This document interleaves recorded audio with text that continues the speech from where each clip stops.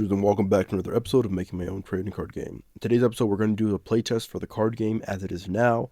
I have some thoughts. This is recorded after I've already done the playtest, so I have some thoughts about it that I'm going to record, and then you guys are going to listen to probably after the playtest, or at least in the next video. But right now, I'm going to talk about a little bit how to play the game, because I realized that as I was playing the playtest, I don't think I really explained it the way I was going to play it. And so that's what we're going to do right now. So first off, the way the playtest works, the way the game works right now, you have a 33 card main deck filled with sprites and actions, and I'll just pull some out of the deck for you guys here. They would go to your hand, which is down here. That's an action, and that's a sprite. Perfect. You'll have a four card stance deck, which will have all one card type, which are these stance cards, and they give me 1 minute.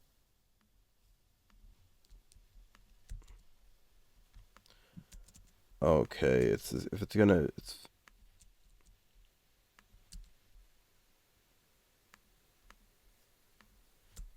okay, here we go.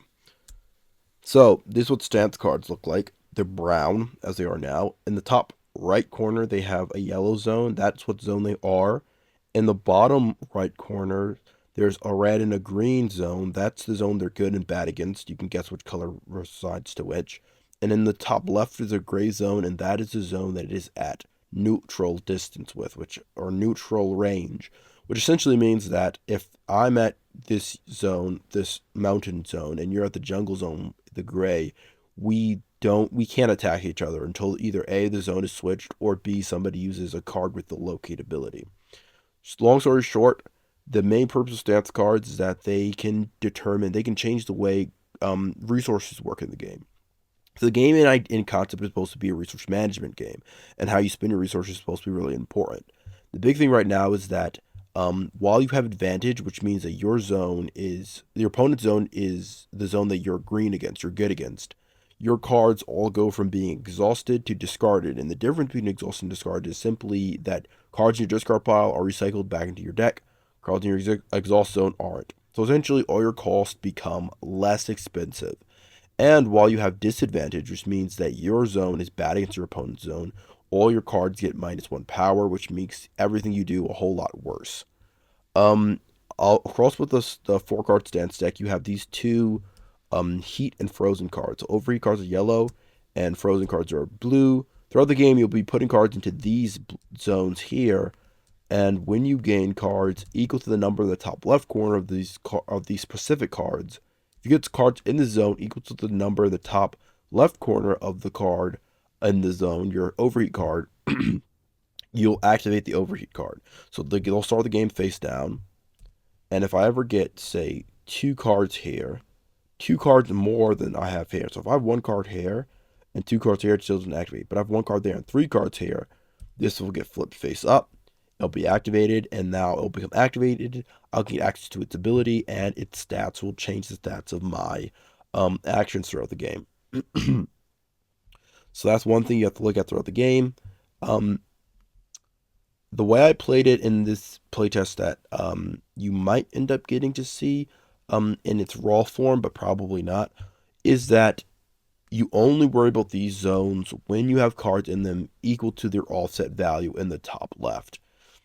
The way that the game was designed, and my idea was that there would be more interaction between these two zones, but I realized as I was playtesting that it really wasn't feasible to keep track of all that, and I ended up leaving it out, which is something I do want to address when I make some changes to the game.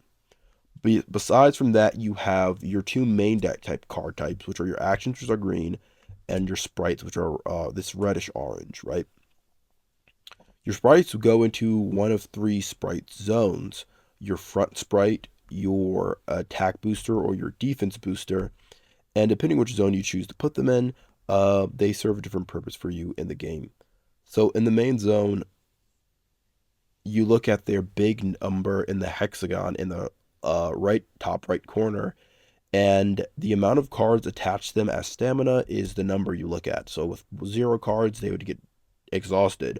But for example, every card has in the top left a yellow stamina cost, and that's how many stamina cards from your stamina zone you have to attach to them. And when you do that, you gain different levels of power. So right now with one stamina attached, it is a 3 power card. This card, for example, and if it's in either of the two defense zones or booster zones, then you would look at their secondary smaller value that are next to the bigger value. So in this case, it would be a 1 power booster. And essentially, the way the game works is that you exhaust. You try to power up your sprites. You put your sprites on the field. You try to power them up and get them as big as they possibly can be. You can spend stamina from sprites to pay the cost of action cards, or you can spend it from your stamina zone directly, and you can pay the cost of action cards. And action cards, they essentially do what sprites do, except they're uh, not hindered by the way your sprites are, if that makes sense. So they have a big power zone in the hexagon shape, and they'll have booster zones for attack and defense. They also have effects, and they'll have a cost, a stamina cost. And essentially, you can use these action cards to attack for you instead of using your sprite. And usually that might be better, it might be a little bit worse depending on how you build your deck. But the point is, action cards, they're kind of your typical card type. You pay their stamina cost by exhausting it, obviously, unless you have advantage, in which it goes to the discard pile, and you send them to your exhaust pile. Um, Essentially, the way combat works is it's a little complicated, but once you wrap your head around it, of course, it gets a whole lot more simple. So you have two choices when you're making an attack. You can play an attack action card from your hand, or you can attack with one of your sprites. If you choose attack with a sprite, you simply exhaust the stamina from it. You take a look at well, first you take a look at the number it currently is at. So with one sprite on, or with one sprite on this guy, with one stamina on this sprite, he's a 3 power. So he's a 3 power. I exhaust the stamina now, and I'm sending a 3 power attack at my opponent, and my opponent can choose to block with an action card from their hand, or they can exhaust the stamina from their sprite to block with their number.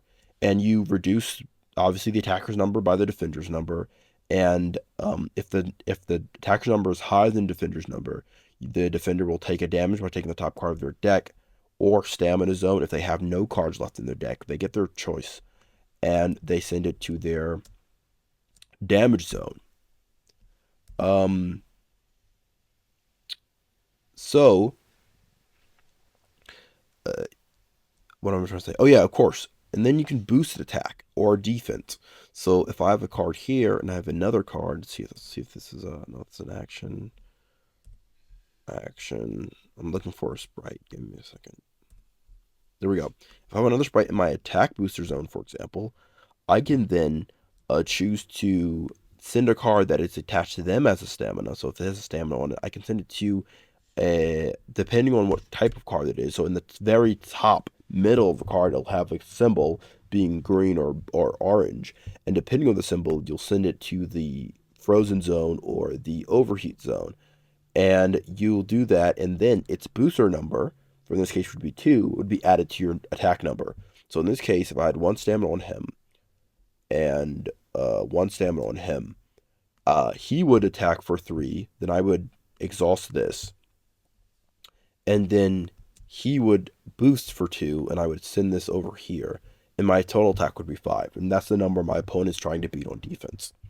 And similarly, when you use action cards, it works similarly, except you take cards from your hand and you attack, put it to their respective boost zone if you boost. So if I play this rock toss for 3 and boost it for 1 attack, it is a green frozen card. So I take any card from my hand and I put it into my frozen zone, remembering that if I ever get more frozen cards equal to the offset value, I'll activate it, and then it will become active.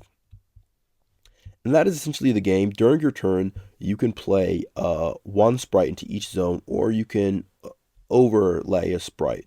So, for example, if you have a sprite with one stamina on, and he's kind of weak, and you know that you don't really want him anymore, you want to play a new sprite in that zone. What you can do is you can simply turn the sprite itself into another stamina card and play this guy on top of him. So if he was in your hand, you could do that, and now he would have 2 stamina under him, and he would you can play him like that. The important thing to know about sprites is that you always need to have stamina to play them. You have to have stamina under them equal to their stamina cost, which means that if you want to play a sprite outright, you can.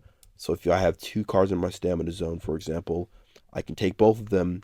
I can throw them over here, and play him down for 2. But for in this example, if I have a card here with a 1 stamina cost, I can play it first for 1, and then on the next turn, I can turn it into a stamina and play a 2 over it without having to take any more extra stamina or cards from my hand other than this one extra card. So it allows you to essentially evolve your sprites throughout the game. It makes them stronger because I still have more stamina and allow you to pay bigger sprites for less upfront cost. And that's really all there is to the game, the way I played it. I did keep forgetting a lot of rules and a lot of triggers, a lot of effects.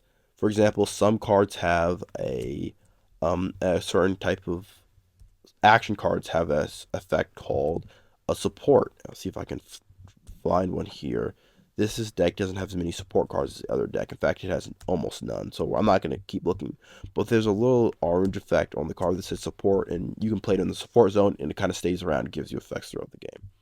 And that essentially is all there is to the game. You keep going back and forth, throwing bigger numbers at your opponent, hoping they can't block it, and forcing them to take damage cards.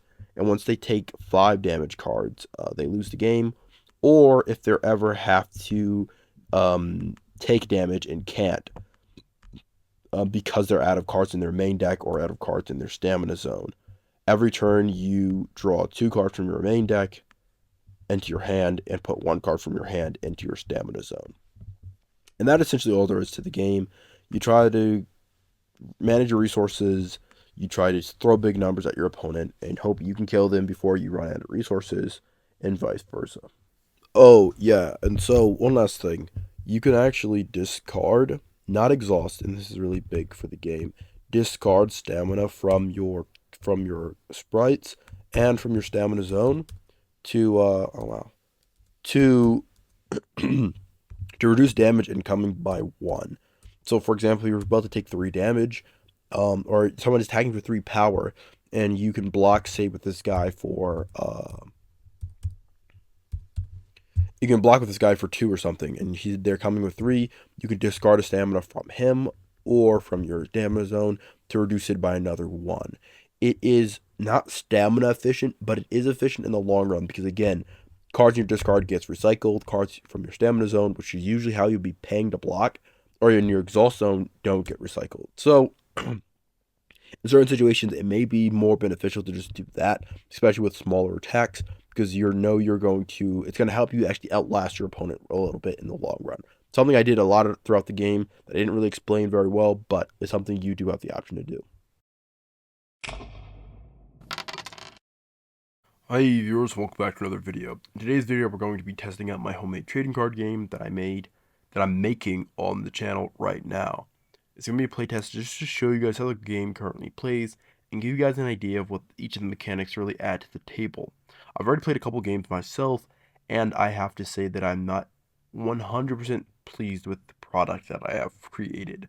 But that's okay, because that's what playtesting is for, and that means we're going to change things and make things better as we play throughout this game. But this is purely for you guys to show you guys how the game kind of works. We have 2 decks here, red team and blue team, as you can tell by their hand colors. And we're just going to play them out against each other. I'm going to probably speed this up in post if it gets too boring or too repetitive, but generally just show you guys how the game works. So first off, you draw a hand from your 30 card deck. You draw a hand of 4 cards, and you do have a bit of a perfect mulligan, like one of the best mulligans in card games, right? So what you're looking for is a sprite with a 1 stamina cost or a low stamina cost. Right here we have a 3 and a 1. That's okay. These action cards, they're a dime a dozen in your deck. So generally you just toss back the actions. So far that's how I've been playing it. And redraw to see if you can get as many good early sprites as possible. So we just got 2 more actions. Like I said, they're a dime a dozen. But other than that, our hand is not completely terrible. We're going to toss back these 2. And we're going to reshuffle. And that's going to be the hand over here. Over here, we have a couple more expensive sprites. And again, not like any of these action cards are really all that great either. So we're going to toss them back as well. And we're just going to draw 2 new cards for this player as well.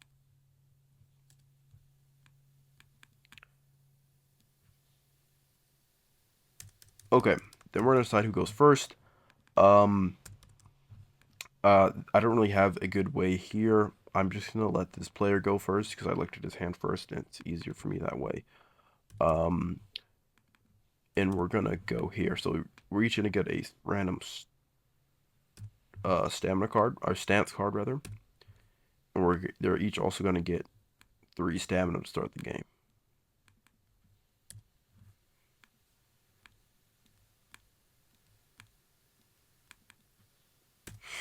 So first off, we want to play out some sprites.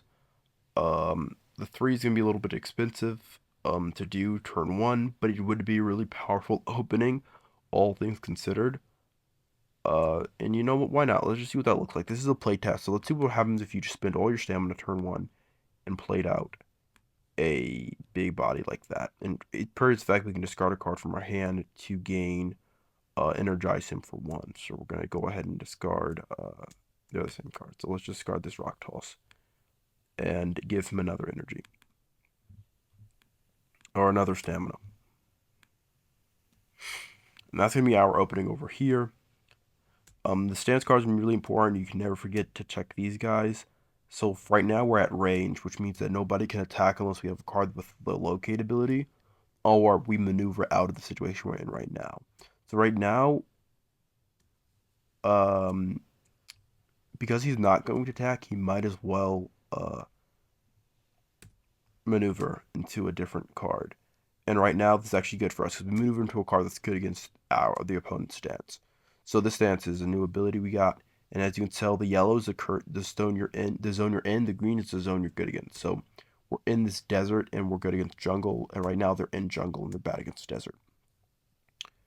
Their turn, they get to draw 1 card for the start of their turn, and then from here on out, everybody will be drawing 2 cards per turn, and they get to gain 1 stamina. So we have some good sprites here that we can open with. Um, Not amazing sprites, but some pretty decent options. We're going to send 2 here and throw this Horntail into our center zone. And we're throw out another 2 over here and throw out this Lightning Falk into our ATK booster zone. And we don't really have... We have an attack we want to send right now. So this is pretty good. We can send a Thorn Bullet here. It's going to cost us 1 stamina. Yeah, we can pay the cost from Lightning Folk. So basically, at the bottom left, you see every card has like an element, and if the element matches, you can discard a stamina instead of one of your player staminas. You can discard a stamina from a sprite you have in play to pay the cost of action cards. So it's gonna be 1 stamina cost. It's gonna have 3 power here, and it's going to deal 3 damage. 3 what's this again? It's gonna have 3 ATK boost. But what we're looking for is an energy ability. That means that he can't use his sprite itself to reduce the damage of this attack. He's going to have to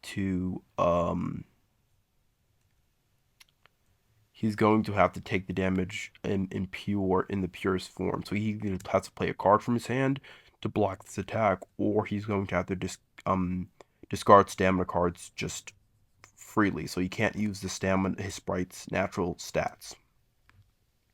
This is a really powerful effect that a lot of cards have, but because that we're actually at disadvantage, this card is only going to deal 2 damage. So from his point of view, he has 4 stamina here on this guy, so he can discard 2 of that stamina to reduce the damage of the attack, or he can play a card from his hand, like this one right here, which is a pretty good answer to the card I played. So he's going to go ahead, and this is a rock card, so he can use stamina on his character to play it. So he can go here, discard a stamina. Now the reason he's discarding it instead of exhausting it is because he has advantage right now. So as he has the advantage, he gets that extra ability. So the cost of his cards goes to his discard pile to the exhaust pile. So it's going to allow him to outlast me if I don't do something about it. But there I go. I played an attack, and he played a defense card to block it. His turn, he's going to draw 2 cards from his deck, and he's going to get stamina. So the problem generally with that big opening is that that's a lot of resources early on into one card, and although that's really good because he has 3 stamina, his swim entry is actually a 3 power. It means that he has very few options into the following turn. So if you want to place a Octopus, he's going to have to use his only last stamina left, and that's going to take away options from his hand that he might want to play. Because dig's going to cost 2 stamina, but he only has 1 now, so he can just wait a turn or not play the dig or something like that. In this situation, we are just going to spend the stamina to play out the Octopus. It's a pretty good defense booster. In fact, when you attack while in the defense booster slot, you can gain 1 power regulator, which means either heat or frozen. It'll come from the top of your deck, and you can then draw a card. So it's going to allow you to filter your hand a little bit, but also say if you had boosted a heat, then you can gain a coolant, it'll bounce you out, and you can draw cards. It's a really powerful effect. That actually can attack here. With 1 stamina, he only has a 1 defense boost, but obviously there's many ways to get around that. So now we have an option. We like the stance right now. We're not going to move her. We might as well go in for an attack. So we do have 3 stamina on him right now, and all the melee actions gain +1 attack. So what we're going to do while we have advantage, we're going to play dig, and we actually pay that cost from him. So these cards starting to have advantage, which is a really big thing. We play dig for +1 power, and it has a +4 ADK boost. Also, if it hits the opponent, we get to draw a card, which is really big for us here. Because our hand's looking pretty bad right now. So it's going to be a we only have 1 stamina from the 2 base attack +1 from his ability, so 3.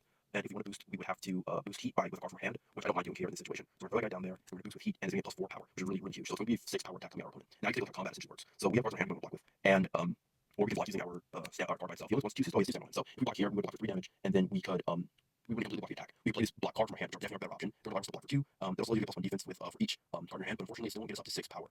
Even with an AD, we don't even have a DF booster, so defense booster. So especially being the fact that we're at disadvantage.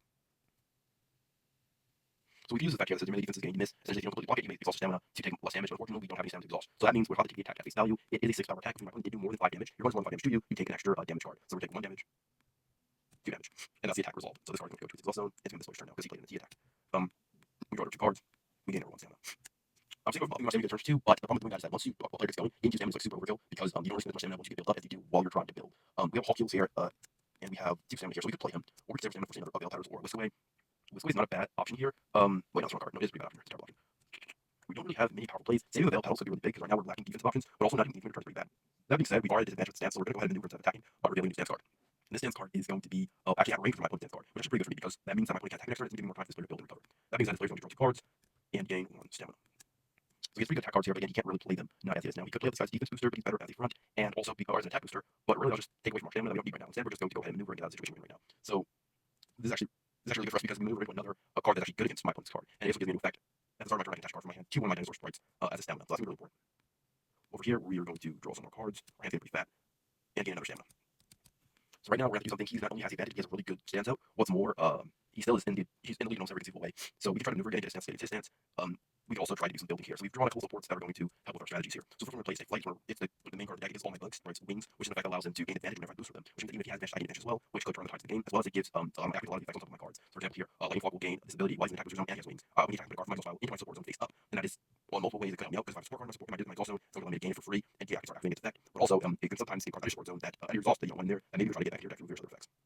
But that being said, we do have 2 stamina now. I think that is enough to save with some. Or if I don't play Feel the Wind, because that's an effect that says your air defense is gained prehensile, and that's pretty good because we can maneuver before my opponent attacks and get a new stance zone and try to negate his benefits from the attack. We're also going to turn this guy into a stamina, so we're going to get us 3 there, and we're going to play out not like Hawk Heels, he's kind of the boss monster of the deck. And while he has wings, which he does, my attack gain hit and X, and X gain goes over my support zone. So every time he attacks and he hits an opponent, he's going to gain more and more stamina for each target. Now it's 2, and that number's only going to get bigger as the game goes on, and he's going to be able to keep a steady flow of stamina coming in. So next up is attacks. So right now, I believe, does he still have advantage? He does, and so we can either maneuver here, or we can try to attack. But as we're building up, our board's pretty big, and so just maneuvering might be the play, being the fact that we still could probably keep going like this for a bit. So, basically, anymore gains effect. Our defense is gaining plus card deck, gain advantage. And so we have multiple ways now for our cards to gain advantage, especially on defense, which is really good for us going into this next turn. Our opponent is going to draw some cards and gain stamina. So now he has more cards in his hand, he can probably make a good move here on the attack. So yeah, so he has Magnetry, he can attack with it to. He plays it in the attack booster zone. He can target the stamina, and he can put the stamina on this guy. Could be cool. I do want to save this guy a little bit longer because he's really weak right now, and the effect that he would give me. Rupture's free. Yeah, we're going to take both these stamina, we're going to our attack zone. We're going to throw this guy down. And when we play him, we can choose this guy to discard stamina. Oh. Not exhausted, that's really big. But he does lose stamina and we gain 1. So now he has 3 stamina on, making him a 3 power, 3 boost card, 1 boost card, 1 more stamina, making him a 3 boost. Which is kind of why I wanted to save it and wait a little bit, but it's fine doing it now to get that effect off. So we're going to play Rupture. It's going to say +1 power. So we're currently at lower with 1 card here, really. Okay, so we're at 2 power +1, plus this guy's effect will make +2, so we're at 4 already, that's 4 power attack. And we can boost to get another +2 due to him being a 1 and him being a +1. So we can make a 6 power attack, which is really hard to block. But it would cost us not only stamina on this guy, but it would give us more heat, which we don't want right now. So we're going to just send it at 4. And so now this player has a chance to respond. Right now he has 2 powers, so he's at 3 naturally, so I can defend 3, and then discard stamina to defend the other 1 damage. I could, as an attack booster, I can play cards from my hand. Veil Petals would defend for 3, and I could boost to make it a 5, which would do it. We're going to play the Veil Petals. Exhaust the stamina here. Exhaust this, obviously, and that will defend for 2, and then we'll Put a card from my hand into our coolant zone. It's Lightning Falk, and we'll defend for 5 there. Okay, that's their turn. This player's turn now. Twister, another whisk away. So this is not the most powerful card. It does allow you to attack while you're at range or at neutral, but right now we don't really need that. We gain our stamina for turn. Now that we did.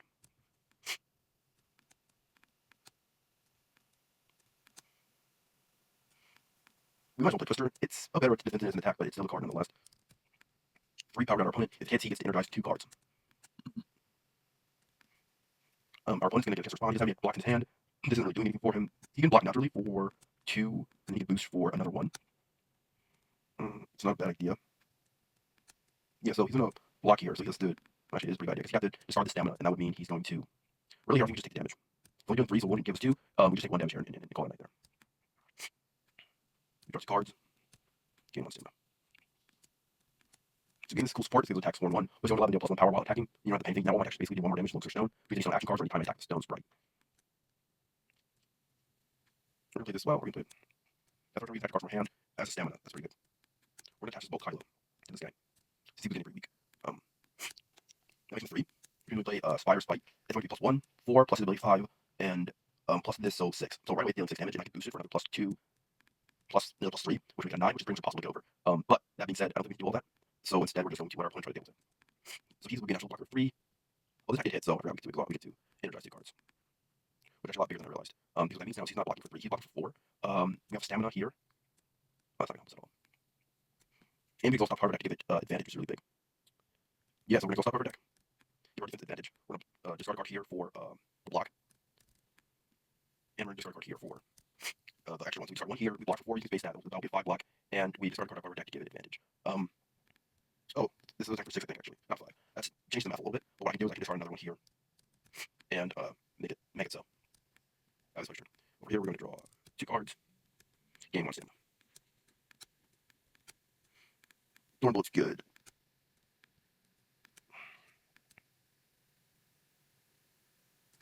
Play Thornbolt for 1 stamina. There's all stairs to do it. And when we do, it'll be free attack, but they can't use their sprites to block naturally, which means they can't just exhaust the stamina to reduce the cost spot damage by their sprite's power. But when we use the sprite to reduce damage at all, we're going to have to either play cards in their hand, discard stamina from their stamina zone, or discard stamina from their sprites to reduce damage of the attack by 1 free stamina discarded. So attack for 3. I really want to hit here, so we're going to take cards from our hand, one of these ways, and put it into our frozen zone. What that's going to do is that's going to activate our frozen card. Because we have 2 more frozen than we have heat, our attack's going to get -1, but we're also going to get this effect. When air strikes defeat, I can discard from my hand to draw a card, and also all of our cards now get +2 to their defense boost. So this is going to be 6 that my opponent has to deal with their raw energy. Really powerful. So they can start this. That's 1, 2. They could discard all their stamina to reduce it completely and take no damage, or they could just take 2 damage here. And discarding all their stamina is crippling. They don't have any cards in their hand. They're going to be top decking for a bit. I think they just take 2 damage here, because unfortunately, I don't think they can afford to discard everything they have. And that means this guy has a card to hit, so he can actually energize 2 again. Yeah, so he's going to go back up to 4 stamina. This effect is actually turning out a lot more busted than I thought it was. You do have to do it pretty much. Your attack has to hit. You have to have multiple cards in your stamina zone, and he has to have wings, and it's a 3 cost sprite. All of that means that it's pretty hard to get off. But once you get to that point where you get off this effect, it's just so good. So it might need to get nerfed a little bit. Maybe just have it that he gets 1 energize 1 and negate the amount of cards in your support aspect, or maybe you have to discard a card from your hand to activate the effect. Maybe we'll see. That being said, it's our opponent's turn. Zero cards. Gain 1 stamina. Our defense pretty good. Break this is pretty good too. So it's going to allow me to use it, take immediately another action, and this card sprite, my sprite will gain +1 power. So just give me a little boost. Yeah, let's do it. Start pushing some damage. So I thought we can attach this as a stamina to our one of our sprites. We're going to use the main one because we like bigger numbers. So he's a 3, plus his effects, make the damage 4 damage. Plus this effect 5 damage, plus this effect 6, plus this effect 7. And we can still boost for another +1, 2. You're going to do that. And so it's going to be a 9 damage attack, which is all but impossible to defeat. Yeah, let's boost. Let's just keep it as a 7 damage attack, because why would you ever worry about your opponent's not going to get over 7? We might actually get over 7. Now that I think about it. We can fail petals for 5, and then discard for the rest of them. We have to discard from Lightning Bolt to fail petals, and we really don't have any stamina on him. We could just take 2 damage, which is terrible. If we can reduce it by at least 3, we can take 1 less. So let's discard 1 stamina, exhaust 1 stamina, I mean, to reduce it by his power level, which was 4. So that's now it's a 3 damage attack, and then we'll just take 1 damage. Our turn, we draw our last card, we take our discard pile, we shuffle that thing up, and then we put it back. We draw the card from there. We then get a stamina. I want a defense booster, but unfortunately our options aren't that great for one right now.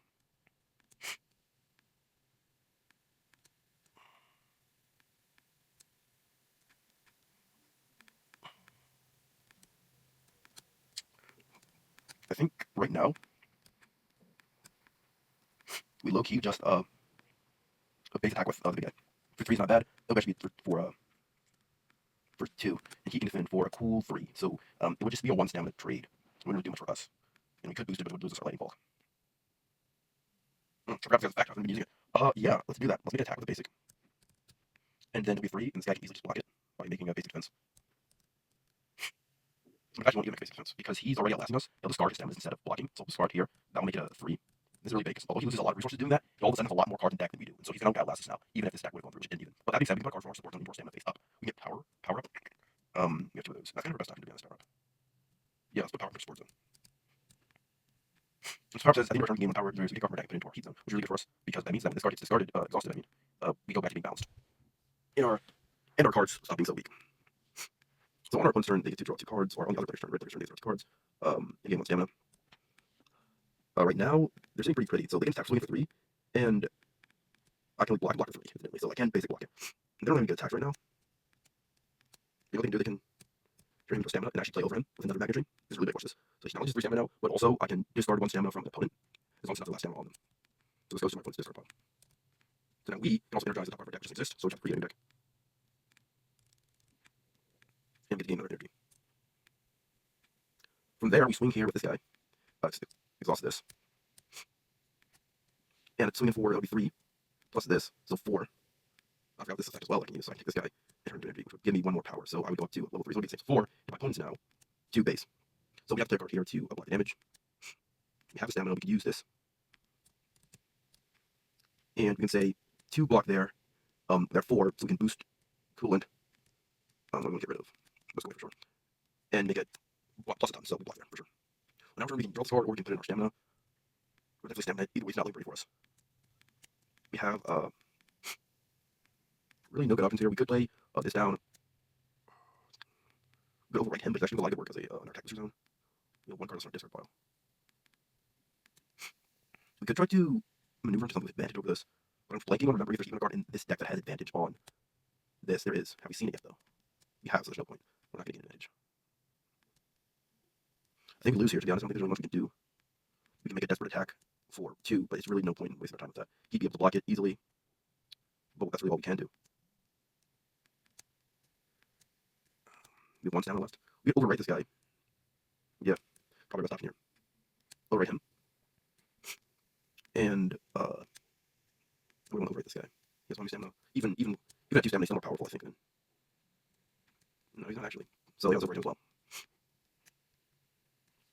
And then we might as well make an attack. We'll start exhaust stamina here. To attack him for 3. When we boost, he gains advantage, which is big. So we'll boost here for 2. So that's 5. She boosts heat. That's good for us. So this will actually go to our discard pile now. So we have wings. And so we're swinging for 5 is pretty good. If he doesn't block it, we actually deal 2 damage for our opponent here. But he's gonna block it because he has a base 3, so we can base this on a block here. That would fit for 3. Then he can discard this for another 1. And he can discard this to gain another 1 as well.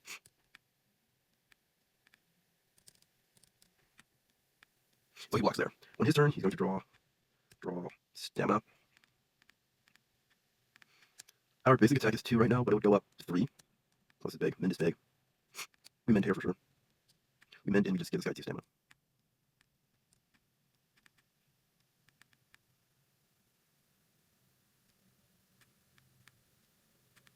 I don't know why this card isn't snapping into the grid like it's supposed to. It's so weird. Okay, there we go. 3 stamina. Start turn, we also use this guy's back. I don't think we have any cards in our hands, so I'll go pass around for these guys. No cards left in the deck. 2 cards left in the discard pile. So we can take this here in the deck zone, shuffle up. We can draw a card. And do the last one as stamina. Maybe we want to take that card in our hand instead, though, because it's really not good for us right now. But we'll throw down stamina, and we'll throw this down our defense zone. I'm not really going to help us right now, but it does have something going for it, which is more than I can say for most of this. We boost here. We attack here. We boost here. Both these 2 cards are exhausted because they're out of stamina. And we have to promote this guy to our front, or we can if we want to. And then that would have been I didn't even check the numbers. A 2, 3 power swing. Really pathetic numbers right now. Because him at 3 power, he just starts this 1 card and blocks it. That's our turn. He draws a card. And this has a measly 2 power. With no cards in hand and 1 stamina, he can just swing for 4. Because of this effect here. and he instantly, or also he can also exhaust and put this into his stamina due to this card's effect.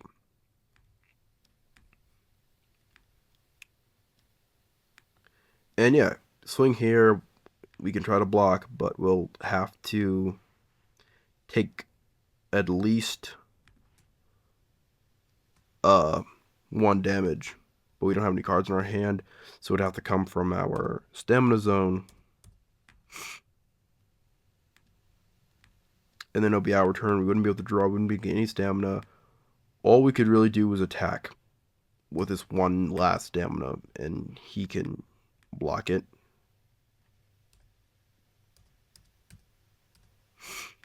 And then we'd be out of stamina everywhere, which means he can attack one last time with this card if he wants. He'll be able to draw cards, whatever, it really doesn't matter because this player would be dead. And oh, I forgot he has this one last card in his discard pile. Great, perfect. That'll be your last damage card. Dead. 5 damage, DED, dead. And yeah, that's all there is to the game, really. So that took me a little bit of time to go through, but obviously if there's 2 players playing, it might go a little quicker, might go a little slower. I'm using technology, and I'm trying to still make optimal plays despite this just being a showcase playtest. Throughout this playtest, you could definitely see that there's a lot of things I want to change about this card game, and you can see why I want to change them. The biggest thing right now is the way that the whole stance deck works. It's not to my liking. I'm definitely going to address it in the next video. I think the way the action system works in their relationships to the sprites, not exactly perfect yet either. And due to all the stuff happening on the board here, you can tell I completely forgot to make sure to regulate for power regulators and stuff like that. And it ultimately, I forgot a lot of triggers. I completely ignored this throughout the game because I realized it was just too much to do. But the game needs to do a lot of cleanup. A lot of the core aspects of the game I really do enjoy, from playing sprites and overlaying sprites and gaining stamina on your sprites and making them stronger by essentially leveling them up, and playing cards to block and defend and stuff like that. All of that's still cool. The boost mechanic's still cool, but there just seems to be a little cleanup in the way that the interactions all break down. And you guys are going to see that in the next video, and I hope to see you guys there. We're going to talk about the things I want to change, do some updates, and tell you guys all about it. So make sure you guys come back next time to check out the introduction of new mechanics and different changes I'm going to make to the game. See you guys there. Well, that's going to be all for now, but if you guys enjoyed this video, make sure you guys go ahead and watch some of our other videos that we've made on this channel. Also, give this video a like if you thoroughly enjoyed it. And of course, subscribe to the channel so you don't miss any of our future content. And I hope to see you guys back at the Roost.